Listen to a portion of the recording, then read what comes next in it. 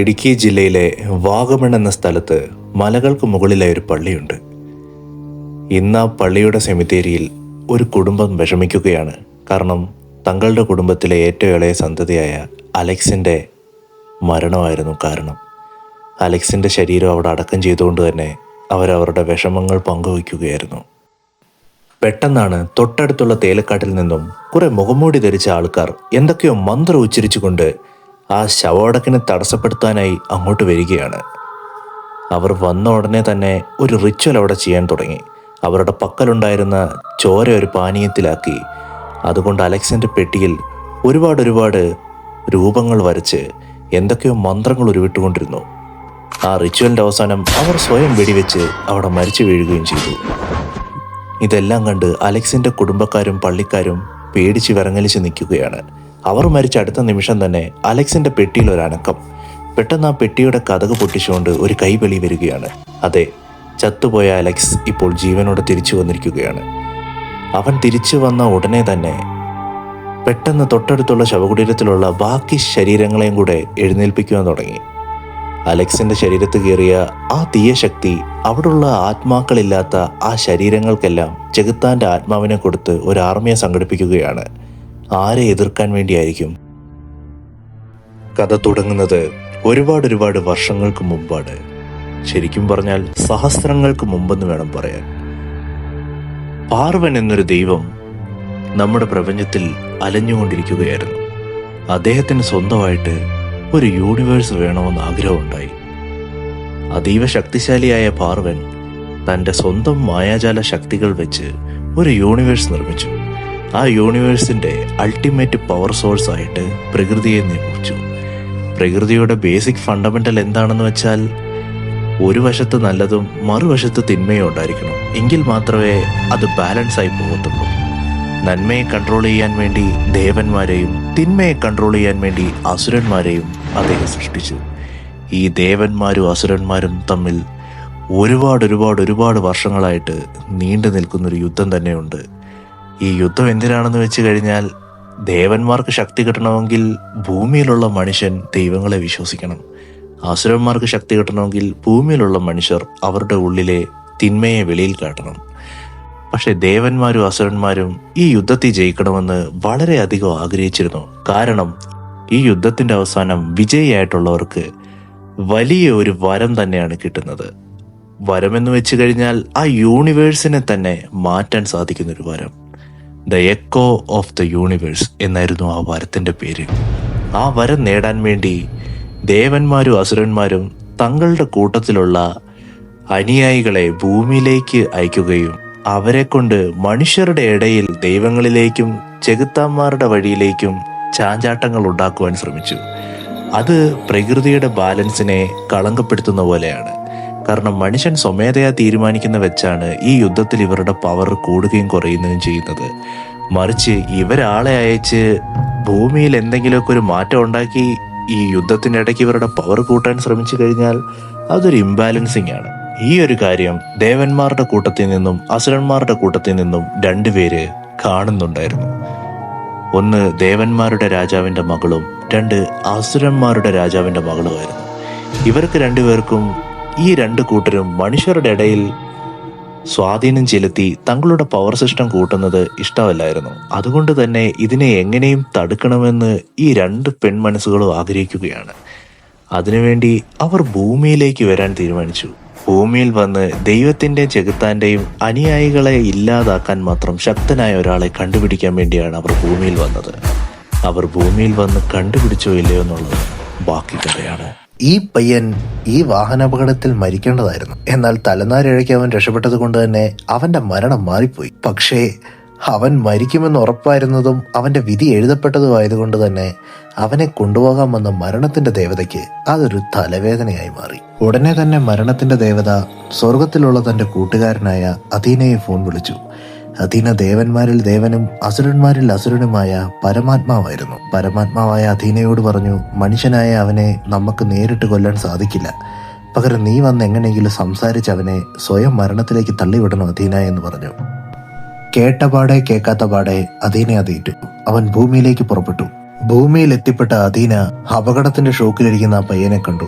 ആ പയ്യൻ മരിക്കാൻ കാരണം തന്നെ അവന്റെ പ്രണയനൈരാശ്യം മൂലം അവൻ അതിവേഗത്തിൽ ഓടിച്ചതായിരുന്നു. പെട്ടെന്ന് തന്നെ ചെറിയ തോതിൽ തന്നെ മന്ത്രശക്തി ഉപയോഗിച്ച് അവന്റെ വേദനകളെല്ലാം അകറ്റി.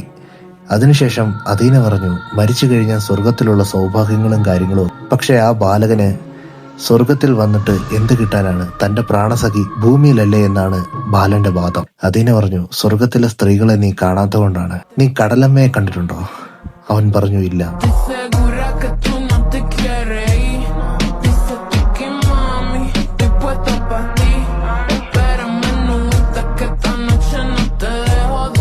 നീ സ്വർഗത്തിൽ വന്നാൽ കടലമ്മയെയും അതുപോലെ തന്നെ ആനമറുതയെയും കള്ളിയങ്കാട്ട് നീലിയെയും നിനക്ക് ഒരുപോലെ പ്രണയിക്കാൻ കിട്ടും എന്ന വാഗ്ദാനം കൊടുത്തു. അങ്ങനെ യക്ഷിയും പ്രേതത്തെയൊക്കെ കാണിച്ചിട്ട് ചാകാൻ മനസ്സിലാത്ത പയ്യനെ മനസ്സ് വരുത്തി സ്വർഗത്തിലേക്ക് പറഞ്ഞയച്ചതിനു ശേഷം അദീന മരണത്തെയും കൂട്ടി തിരിച്ച് സ്വർഗത്തിൽ പോകാൻ തുടങ്ങിയപ്പോഴാണ് അവൾ ആ കാര്യം പറഞ്ഞത്. നന്ദിയോടുള്ള ഒരു നന്ദനെയും കൂടെ നമുക്ക് കൊണ്ടുപോകേണ്ടതായിട്ടുണ്ട്. ആ പുള്ളിക്കാരി ഇപ്പോൾ തൂങ്ങി മരിച്ചിട്ടുണ്ടായിരിക്കും. ആ ആത്മാവിനെയും കൂടെ കൊണ്ടുപോകുകയാണെങ്കിൽ നമുക്ക് ഒരുമിച്ച് പോകാം. ശരി, ഒരാത്മാവും കൂടെ അല്ലേ ഉള്ളൂ എന്ന് കരുതി നന്ദിയോടുള്ള നന്ദനയുടെ ആത്മാവിനെ കളക്ട് ചെയ്യാൻ വേണ്ടി അവർ തിരുവനന്തപുരത്തേക്ക് പോയി. അവിടെ ചെന്നപ്പോഴാണ് അവർക്ക് വീണ്ടും ഒരു കാര്യം മനസ്സിലായത്. നന്ദന തൂങ്ങാൻ വേണ്ടി കയറിയ മരത്തിന്റെ ചില്ലയൊഴിഞ്ഞ് അവൾ മരിക്കാതെ തന്നെ നിലത്ത് കിടക്കുകയാണ്. എന്നാൽ അവളുടെ മരണവും സമയവും എഴുതപ്പെട്ടതായിരുന്നു. ആയതിനാൽ മരണത്തിന്റെ ദേവത വീണ്ടും അദീനയെ തന്നെ നോക്കി. എടാ, ഇവളെയും കൂടെ ഒന്ന് കൊന്നു താടാ, എന്റെ പൊന്നല്ലേ. എനിക്ക് പറ്റില്ല പറ്റില്ല പറ്റില്ല, ഇവളെയും കൂടെ കൊല്ലാൻ എനിക്ക് പറ്റില്ല. ആ ശരി, സമ്മതിച്ചു.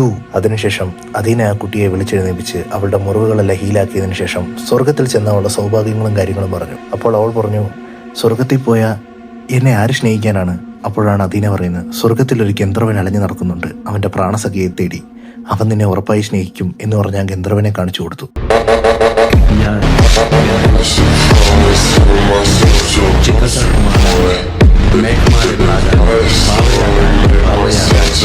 ഗന്ധർവനെ കണ്ടപാടെ ആ കുട്ടി ഫ്ലാറ്റായി. പക്ഷെ അവൾ മരിക്കുന്നതിന് മുമ്പായിട്ട് ഒന്നുകൂടെ പറഞ്ഞു, ഒരുപക്ഷെ ഞാൻ നരകത്തിലോട്ടാണോ പോകുന്നെങ്കിലോ? അന്നേരം അദീന പറഞ്ഞു, നീ നരകത്തിൽ പോയാ അവിടെ കാലനുണ്ടാവും. അതെന്റെ കെട്ടിയോനാടാ. ഇതാണ് കാലൻ.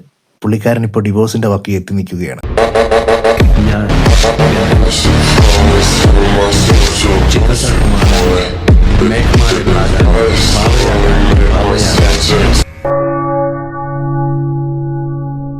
അങ്ങനെ സ്വർഗീയ ആശകളെല്ലാം കൊടുത്ത് മരണത്തിന്റെ ദേവതയും അദീനയും കൂടെ ആ പയ്യനെയും പെണ്ണിനെയും കൂടെ സ്വർഗത്തിലേക്ക് പറഞ്ഞു വിട്ടതിനു ശേഷം രണ്ടുപേരും ഇന്നത്തെ കാര്യങ്ങളൊക്കെ ഓർത്ത് ഒരുപാട് ചിരിച്ചു. ഇനി പ്രത്യേകിച്ച് ഭൂമിയിൽ വേറെ പണിയൊന്നും ഇല്ലാത്തത് കൊണ്ട് തന്നെ അവർ തിരിച്ച് സ്വർഗത്തിലേക്ക് മടങ്ങുവാനായി തുടങ്ങി. അപ്പോഴാണ് അദീന പെട്ടെന്നൊരു കാര്യം ശ്രദ്ധിക്കുന്നത്.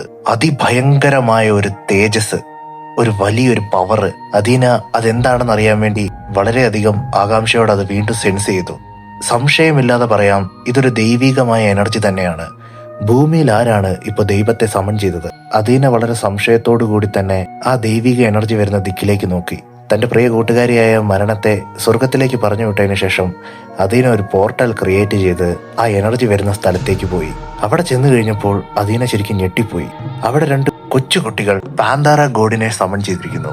ആ നിൽക്കുന്ന കരിമ്പുലി ഒരു സാധാരണ കരിമ്പുലി അല്ലെന്നും നടന്നതും നടന്നുകൊണ്ടിരിക്കുന്നതും നടക്കാൻ പോകുന്നതുമായ കാര്യങ്ങൾ അറിയാവുന്ന ഒരു വ്യക്തിയും മാത്രമല്ല, ചോദിക്കുന്ന എന്തും നമുക്ക് വരമായി തരാൻ സാധിക്കുന്ന അതിഭയങ്കര ശക്തിയുള്ള ഒരു മൃഗമാണെന്ന് അദീനയ്ക്ക് നന്നായിട്ട് അറിയായിരുന്നു. ആയതിനാൽ അദീന ഒളിഞ്ഞു നിന്ന് ആ കുട്ടികൾ എന്താണ് വിഷ് ചെയ്യുന്നതെന്ന് കേൾക്കുവാനായി ശ്രമിച്ചു. പക്ഷെ അവർ വിഷ് ചെയ്ത് എന്താണെന്ന് അദീനയ്ക്ക് എത്ര കാതു കൂർപ്പിച്ചിട്ടും കേൾക്കാൻ കഴിഞ്ഞില്ല. കുറച്ചു നേരം കഴിഞ്ഞൊരു വലിയ പ്രകാശം വന്ന് അദീനയുടെ കണ്ണു മറച്ചു. പിന്നെ അദീന കണ്ണു തുറന്നു നോക്കുമ്പോൾ ആ പെൺകുട്ടിയെ അവിടെ കാണാനില്ല, പാന്താര ഗോഡിനെ അവിടെ കാണാനില്ല. ആ പയ്യനാണെങ്കിൽ അവിടെ മയങ്ങി വീഴുകയും ചെയ്തു. അദീന ഓടിച്ചെന്ന് ആ പയ്യനെ എഴുന്നേൽപ്പിക്കുവാനായി ശ്രമിച്ചു. പക്ഷെ അവനെ എഴുന്നേൽപ്പിക്കാൻ സാധിക്കുന്നില്ല. അപ്പോഴാണ് അദീനയ്ക്ക് മനസ്സിലായേ, ഇവനിപ്പോൾ അവന്റെ മനസ്സിന്റെ ഉള്ളിൽ തന്നെ ഒരു വലിയ ജയിലിന്റെ ഉള്ളിൽ കുടുങ്ങിക്കിടക്കുകയാണെന്ന് അദീനയ്ക്ക് അപ്പോൾ മനസ്സിലായി. അദീന തന്റെ മന്ത്രശക്തി ഉപയോഗിച്ച് അവന്റെ മനസ്സിനുള്ളിൽ പോയി. അവിടെ ചെന്നപ്പോൾ കാണുന്നത് ആ കൊച്ചു പയ്യൻ ഒരു റോസാപ്പൂവിനോട് സംസാരിക്കുന്നതാണ്. ആ കൊച്ചു പയ്യന്റെ മനസ്സ് ഒരു ഗുഹ പോലെയായിരുന്നു. ആ ഗുഹയ്ക്കകത്ത് ആ പയ്യനും ആ റോസാപ്പൂവും മാത്രമായിരുന്നു. ആ റോസാപ്പൂവിനോട് ആ പയ്യൻ കരഞ്ഞു പറയുകയാണ്, എന്നെ ഇട്ടേച്ച് നീ പോകരുതേ പോകരുതേ എന്ന്. എന്നിട്ട് ആ പയ്യൻ മയങ്ങി വീണു. ആ പയ്യൻ കണ്ണു തുറന്ന് നോക്കിയപ്പോൾ ആ റോസാപ്പൂ വാടി തളർന്ന് നശിച്ചിട്ടുണ്ടായിരുന്നു. അപ്പത്തേക്കും ആ പയ്യന് ഭയങ്കര സങ്കടമായി പൊട്ടിക്കരയാൻ തുടങ്ങി. ഇനി എന്നെ ദൈവത്തിന് മാത്രമേ ഇവിടുന്ന് രക്ഷപ്പെടുത്താൻ സാധിക്കുകയുള്ളൂ എന്ന് പറഞ്ഞപ്പോൾ അദീന അവന്റെ മുന്നിൽ ചെന്ന് നിന്നു. നീ കാത്തിരുന്ന ആ ദൈവം ഞാനാണെന്ന് പറഞ്ഞു അദീന അവനെ അവന്റെ മനസ്സിന്റെ ജയിലിൽ നിന്നും മോചിതനാക്കി. എന്നിട്ട് തിരികെ ഭൂലോകത്ത് വന്ന് അവന്റെ ശരീരം എടുത്ത് ദേവലോകത്തേക്ക് പോയി. ദേവന്മാർ കിടക്കുന്ന മെത്തയിൽ, ആ മെത്തയിൽ കിടന്ന എത്ര വലിയ രോഗവും എത്ര വലിയ വിഷമവും മാറി. അതിൽ കിടത്തി അതിനെ തിരിച്ചു നടന്നു വന്നു. അവന്റെ ഫോൺ ശബ്ദിച്ചു. ഫോൺ ശബ്ദിച്ചപ്പോൾ തന്നെ അവൻ എടുത്തു നോക്കി. അതൊരു കോൺഫറൻസ് കോൾ ആയിരുന്നു. ആ കോളിന്റെ അങ്ങേയറ്റത്തുള്ള രണ്ടുപേർ ആരൊക്കെയാണെന്ന് അതിനെനിക്ക് നന്നായിട്ട് അറിയായിരുന്നു. പട്ടി നാറി, നിന്റെ അടുത്ത് ഞാൻ എന്തോ ഉണ്ടാക്കാൻ വന്നു. മേലാൽ വിളിക്കരുത്, പകലൊക്കെ വിളിക്കുന്നത് അന്തസ്സുണ്ടല്ലോടാ. ഞാൻ നിന്റെ വീട്ടിനകത്ത് വന്നോ? അന്തസ് വേണടാ മനുഷ്യനായി കഴിഞ്ഞാൽ. ഞാനൊക്കെ ഇത്രയും പ്രായമുള്ള ഒരാളല്ലേ. നിന്റെ കുടുംബത്ത് കയറി വന്നോ? ഇല്ലല്ലോ. വിളിക്കുമ്പോഴത്തേക്ക് അതിനൊക്കെ ഒരു മാന്യത വേണോടാ. പുലയാടി മോനെ. ഒരു വിധത്തിൽ അവരെ പറഞ്ഞ് എങ്ങനെയൊക്കെയോ സമാധാനിപ്പിച്ചതിന് ശേഷം അതിനെ തൊട്ടടുത്തുള്ള അഥർവ വനത്തിലേക്ക് പോയി. ഈ അഥർവ വനത്തിലാണ് ആ കരിമ്പുലി ദേവൻ ഉള്ളതെന്ന് അദീനയ്ക്ക് നന്നായിട്ട് അറിയാം. അദീന അവിടെ ചെന്നപ്പോൾ കാണുന്നത് ആ കരിമ്പുലി ദേവൻ ഒരു മാംസം തിന്നുകൊണ്ടിരിക്കുന്നതാണ്. അദീനയെ കണ്ടപാടെ കരിമ്പുലി ദേവൻ ചോദിച്ചു, നീ ആ പയ്യനെ ഇവിടെ കൊണ്ടുവന്നു അല്ലേ എന്ന് പറഞ്ഞു. ആ കുട്ടികൾ എന്താണ് വിഷ് ചെയ്തതെന്നുള്ളത് ഞാൻ ഒരിക്കലും നിന്നോട് പറയാൻ പോകുന്നില്ല. പക്ഷെ ഒരു കാര്യം നീ ഓർത്തുകൊള്ളുക അദീന, അവരുടെ വിഷ് എങ്ങനെ പോയാലും അത് ദേവാസുര യുദ്ധം നിന്നാൽ മാത്രമേ നടക്കുകയുള്ളൂ. ഉടനെ അദീനയ്ക്ക് അത്ഭുതമായി. ദേവാസുര യുദ്ധം എങ്ങനെ നിൽക്കാനാണ്? ദേവാസുര യുദ്ധം നിൽക്കണമെങ്കിൽ അതിന് അദീന മരിക്കണം. കാരണം അദീനയെയും അവന്റെ കൂട്ടുകാരെയാണ് ദേവാസുര യുദ്ധത്തിന്റെ കാവലാളികളായി നിയമിച്ചിരിക്കുന്നത്. മാത്രമല്ല അദീന ഒരു ചിരഞ്ജീവിയാണ്. മരണമില്ലാത്ത അദീനയെ എങ്ങനെ കൊല്ലാനാണ്? ഉടനെ പാന്തര ദേവൻ പറഞ്ഞു, ദേവന്മാരിൽ ദേവനും അസുരന്മാരിൽ അസുരനുമായ പരമാത്മാവായ നിന്നെ കൊല്ലാൻ നിനക്ക് മാത്രമേ കഴിയുള്ളൂ അദീന. പക്ഷെ നിന്നെ നിന്റെ മരണത്തിലേക്ക് സ്വയം എത്തിക്കുന്ന ഒരുത്തൻ ഭൂമിയിൽ നിന്ന് ഉടൻ തന്നെ വരും.